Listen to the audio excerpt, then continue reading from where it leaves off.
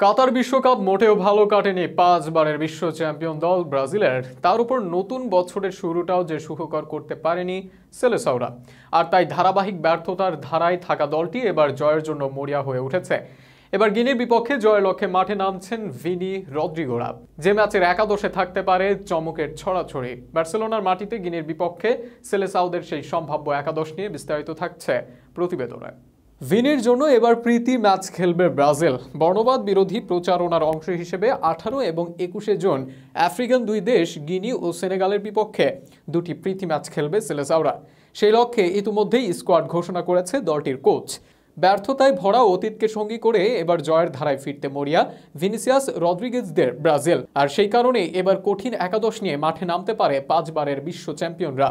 যদিও ইনজুরির কারণে দলের বাইরে রাখা হয়েছে নেইমার, রাফিনিয়া, গ্যাব্রিয়েল জেসুস আর অ্যান্টনিকেও। তবে দলে প্রথমবারের মতো ডাক পেয়েছেন 5 নতুন খেলোয়াড়। কাতার বিশ্বকাপের দল থেকে 14 জন জায়গা ধরে রেখেছেন গিনির বিপক্ষে স্কোয়াডে। সেক্ষেত্রে এবার অনেকটা শক্তিশালী একাদশ নিয়েই গিনির বিপক্ষে লড়তে বার্সেলোনায় যাবে সেলেসাওরা। সেক্ষেত্রে গোলরক্ষকের ভূমিকায় দেখা যাবে অ্যালিসন কিংবা এডারসনকে, কেননা ইতিমধ্যেই দলের ভরসাভাজন হিসেবে পরিচয় দিয়েছেন উভয়েই। এদিকে সেন্টার ব্যাক পজিশনের জন্য থাকবেন রিয়াল তারকা মিলিতাও এবং পিএসজি অধিনায়ক মার্কুইনহোস। আর তাদের বিকল্প হিসেবে দেখা যেতে পারে ইবেনাজকে। অন্যদিকে লেফট ব্যাকের জন্য সেলেসাওদের প্রথম পছন্দ হতে যাচ্ছেন অ্যালেক্স টেলস। জুভেন্টাসের দলে না থাকায় লেফট ব্যাকে তার জায়গা পাওয়াটা অনেকটাই চূড়ান্ত। অন্যদিকে রাইট ব্যাক হিসেবে রজার ইবনেস অনেকটা এগিয়ে থাকবেন। সেক্ষেত্রে দানিলো হতে পারেন সেলেসাওদের আরেক অপশন।